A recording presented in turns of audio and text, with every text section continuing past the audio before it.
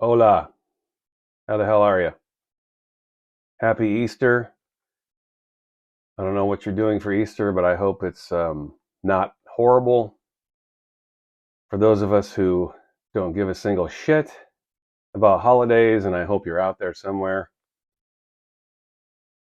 let's just have a good time today because, yeah, I don't care about Easter.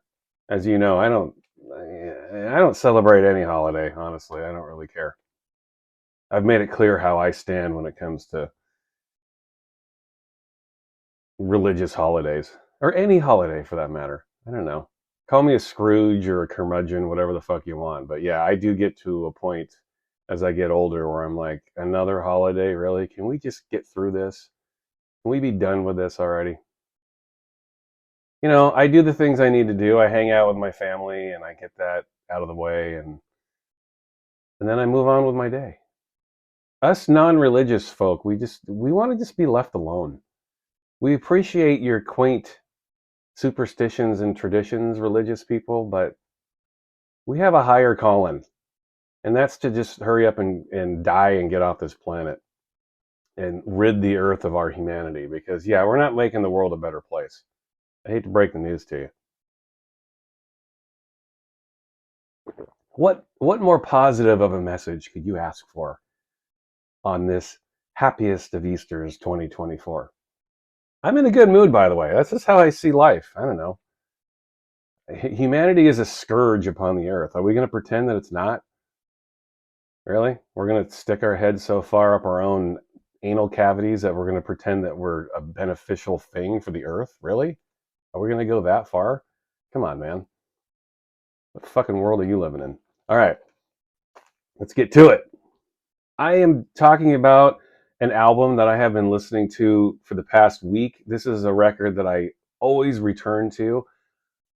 I've had this album in my life for 35 fucking years now, or 34 maybe, 34 or 35, something like that. But it's just one of those records that I keep returning to. And it's not something I ever thought I'd do a video on, but it is something that I just love. I love this record. It makes me happy. It puts me in a positive, good place. The sun is shining today here in the Pacific Northwest. It's a nice day. And it's been a pretty nice week weather wise here. And I don't know, my mind goes to this record. I think about this album when I'm in a good place, and it makes me feel even better. This is a positive vibes album, and I'm talking about this, That Petrol Emotion, Chemicrazy. Yeah, you guys remember this? God, I love this record. Is it perfect? No, it's got a couple of songs that aren't so perfect. And this band, I had a real love-hate relationship with this band. In fact, this is really the only album they ever put out that I thought was great. The rest of their albums were they would have moments and flashes of brilliance, but then there'd be some fodder and some album filler, and it's just my opinion. This was the one record where they for the most part knocked every track out of the park. I think this is a fantastic record. I love this album, and I want to say this came out in 1989, didn't it? Hang on a minute. It's the fine print on this record is yeah, 1989. So it's been 35 years. Just like I said, I have a flashy flashlight. This is what I do. Those of you who have um, epilepsy, you're going to appreciate this. This is what I use when I'm lost in the woods, which happens a couple times a week. Anyway, I'm done pissing you off and giving you seizures. Um, this, Chemicrazy, 35 years now in my life. And this was a record, I think this is generally a very underrated album. And I'll try to explain why. It probably won't make any sense. But as I was mentioning before, I was never a big fan of these guys leading up to this point. This is their, was it fourth album? Their first album was Manic Pop Thrill. Their second album was Babel. Third album was the one with the really long-winded title, Psychosis Blues or something. I can't remember the title. And then this was their fourth album. And then they had one album after this called Fireproof, which was good. Probably my second favorite. And then they just kind of disappeared. But This record came out at a very fertile time. It came out in 1989, like I just mentioned, and these guys always had like a funk dance element to their music, and they chose to bring in some remixers on this. One remixer in particular, Andy Weatherall, came in to do a remix for one of these songs. In fact, I think it's the first thing that Weatherall ever remixed. You Weatherall fans who like your trivia, and I might be wrong on this, but I think this is the first time Weatherall ever did a remix was for That Petrol Emotion. If I'm wrong, I'm sorry. Someone will probably know that for sure. But I think this is the first time that ever happened. Weatherall remixing. But I'll get to that in a minute. This album, I don't know. They were just on top of their game. They peaked here. And That Petrol Emotion was a band that was mostly Irish. The singer, Steve Mack, was from Seattle, Washington, my neck of the woods. So they had an American singer, but the band was Irish. And it didn't matter. I guess it's just a point of interest, a piece of trivia for you. But this band, they would write political tunes, they would write love songs, they were kind of all over the place, but their music was kind of funky. It was very much housed in rock and roll. It had punk elements to it, but I always felt that these guys were more pop. You know, they're just a pop band. They had elements of punk, elements of dance, elements of funk, elements of even industrial fluttering here and there. But they were a pop band, really, at their heart. But this was the record that everything came together. It just was, I think it was good timing. They were recognizing what was going on around them. They inherited and incorporated that dance culture that was whirling around them and incorporated into this sound. This is a fantastic record. I love Chemicrazy. This album just puts me in such a good place every time I hear it. Hear the dudes. They've got their Steve Mack has his Foetus shirt on. We have a Sonic Youth shirt over here, and I think that's key. I think it's good to see that because you hear those influences in this music. They're all over the place. That Petrol Emotion's kind of a hard band to pin down. They have a lot of influences going on, and never more so than Chemicrazy. This is the US vinyl edition. I just got done ripping all this stuff to my digital archive, so it's here. I thought I might as well show the records. Here's the inner sleeve. This came out on Virgin. Got those classic 80s US Virgin labels to it. See there? And this is a pretty good pressing. As I was recording it, you know, I've kept it in pretty good shape, of course, over the years. I bought this when it was new, you know, so I've had this for 35 years. It's crazy. Um, yeah, I was like I don't know, sophomore in high school when I got this. Been that long, y'all. Got the lyrics. Most of the songs were written by the drummer. The drummer was the chief songwriter amongst this band. So the lyricist was the drummer. I've always thought that's kind of interesting. And you guys should listen to this record if you've never heard it before. As you know, I hate trying to hold people's hands through a sound.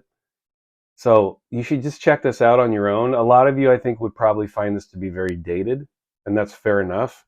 Those of you who heard it back then, I think that this is a great album to return to. At least it has been for me. Puts me in a very positive headspace. I really love this album. It never gets old. When I was listening to it back then, it's like when you're a kid, I guess you maybe think that every album you hear will get dated. You'll get tired of it and move on to the next thing. But this album has just lingered in my life. It never dates for me. I love it. It's just timeless music. By the way, this was produced by Scott Litt. You Nirvana and REM fans will know that name. Scott Litt produced this. I don't know how many of you REM and Nirvana fans know that. Of course, Scott Litt came in and he controversially produced All Apologies on the In Utero album. I don't think Steve Albini was very happy about that. In fact, I know he wasn't. But it's a great song. And Scott Litt produced a number of REM albums, including their best records, Monster, Automatic for the People, Out of Time. Scott Litt produced those, people. So he was here. And you can hear that, you can hear that influence. this is I think I wouldn't be surprised if REM fans are a big fan of this record. But something that this album had that no REM album ever had, very much of at least, was the funk. This album's pretty goddamn funky.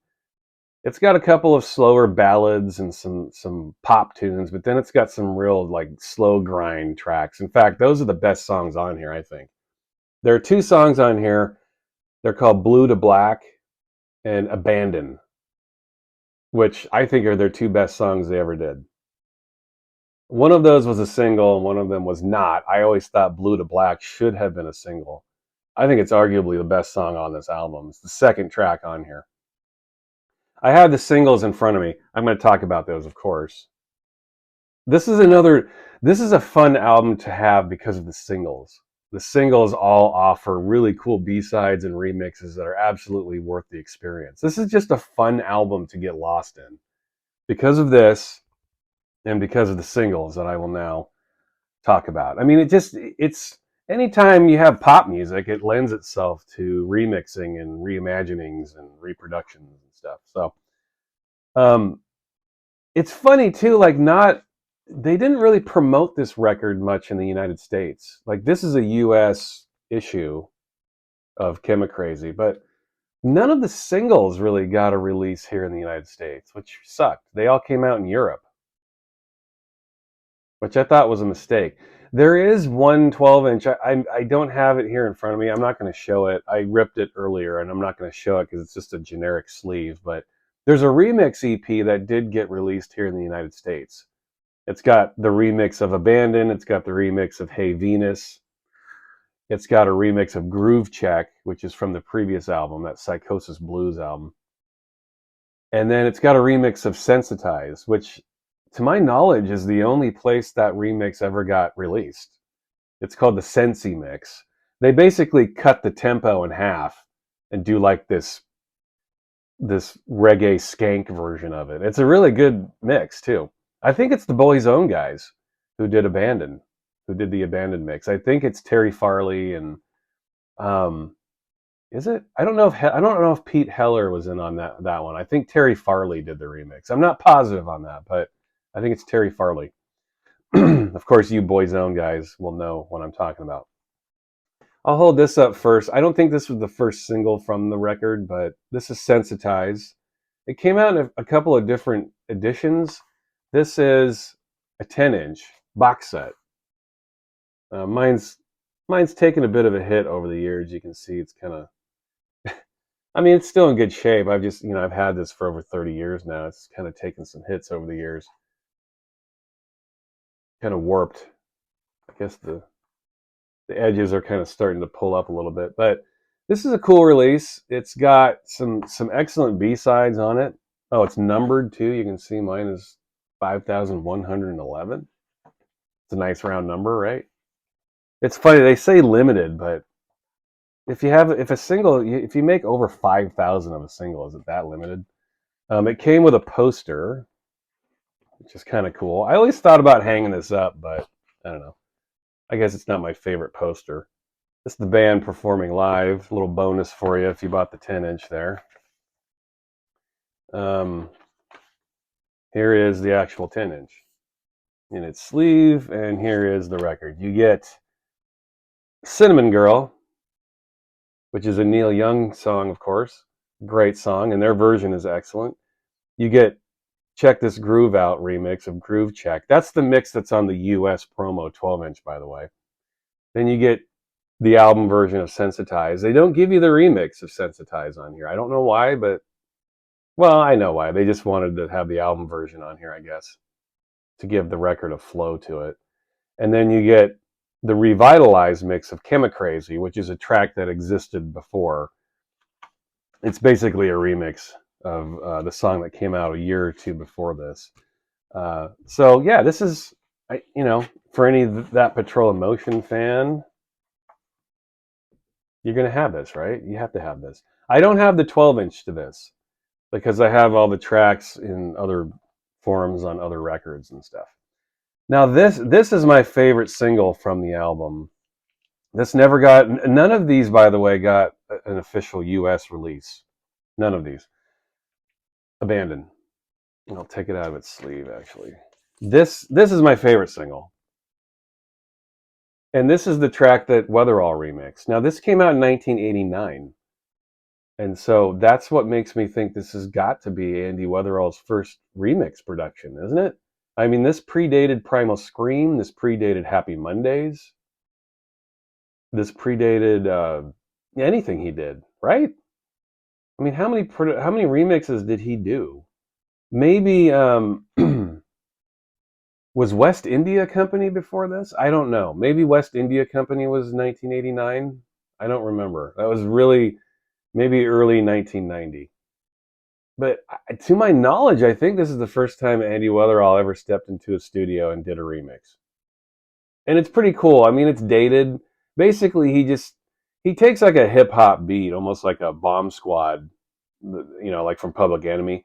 He just takes a classic hip hop beat and plants it over this and extends the length of the track by a couple minutes. Like the album version here is like 4 minutes. This remix is like 6.5 minutes. So they extend it, and it's basically just like a down tempo hip hop beat, and it works. It's good. It's very simple, but it's good. And you get a couple of B-sides here. You get Fat Mouth Creed and Jewel, which are excellent B-sides. Yeah, this is my favorite single from this album. Abandon. I mean, just a great song. They all have these boring Virgin labels. This is what they all look like in Europe. Virgin, the European releases all had this label, and then the US releases all had that label I showed you when I showed you the Chemicrazy album label. Kind of that black label with the blue triangle in it. But yeah, there's Abandon. Excellent single. Here's another single. I'll take it out of the sleeves. You can see this. Hey Venus.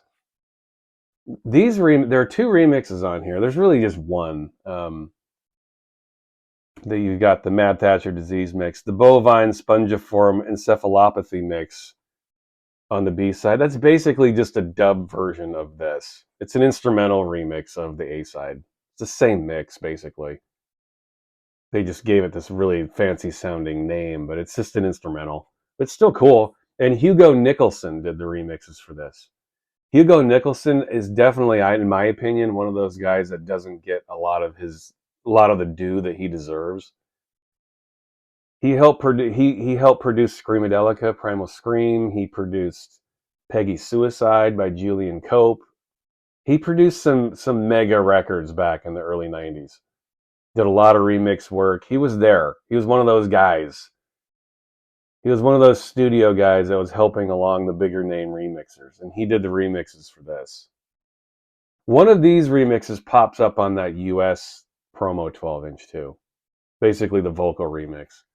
And by the way, this is one of the better videos I've ever seen. I'm not a big fan of music videos. Never really have been. But the video for this is really excellent. I remember the video to this, it's a bunch of people sitting around a table and they're just consuming things. They're eating jewelry and pearls and food and anything on the table they're just stuffing into their mouths. And I always thought the message to the video was just consumption will kill you. If you just keep, consuming everything in sight. And that's a pretty timeless message, by the way, of course. But the video is great. It's very funny, kind of scary in some ways. Is that all these people sitting around a table eating everything in sight until they pass out dead. I remember there's a woman on the table dancing. She's like doing a strip tease while these people are choking on their pearls and jewelry and shit. It's a great video, man. I looked for it on YouTube as well, and you can't find it. Does anyone know where to find that video? The video on YouTube is just some boring video of live footage of these guys. Excuse me. They're all just performing live. I'd never seen that version. Does anyone know where that version is? The version where they're sitting at the table consuming things. Where's that video? That's a great video. It's a shame that you can't find it. Where the hell is it? Anyway, Hey Venus. Very good single. And I'm pretty sure this was the last single released for the album. And I always thought this was a curious choice because I generally think this is the weakest track on the whole album. Tingle. Sorry, I can't speak today. Tingle is just a very light poppy song. Honestly, I think it's the weak link on the album. It's my least favorite track on the whole record. Blue to Black should have been a single. They fucked up there, I think. But Tingle is just, it's poppy and it's bright and it's happy and it's too much so. The whole album, Chemicrazy, kind of has a darkness to it. It has a kind of a menacing undertone, and then this song pops up, Tingle. It's just like it's almost like a Walt Disney type song. It's too happy. It doesn't fit with the rest of the album. I think as a standalone single, it might have worked, but yeah, it's the saving grace for this are the remixes. The remixes are much better than the album version. You get 3 mixes here. You get the hard bopping mix, hard bopping instrumental. This one right here is the best mix out of all of them. Serious bleep vibe. I don't know if that's a Warp nod. This single came out in 1990 when, rave music and Warp was in full effect. I don't know if that's supposed to be a nod to bleep music. I mean, it sounds like it. It's like a full-on house techno version. They dub all the vocals out of it. And I think Steve Mack himself did that remix, I think. The singer. And he kills it. This is the best remix out of all the mixes of this album, I think. Make sure you get this. Not a great album version, Tingle. In my opinion, the worst song on the album, but then if you get the singles, you get the remixes. And this Serious Bleep Vibe mix is the cut. Really nice stuff. They released it in 2 different editions too. Here's the other one. This is the limited edition. What number do I have here? 7,748. I don't know, how limited is that?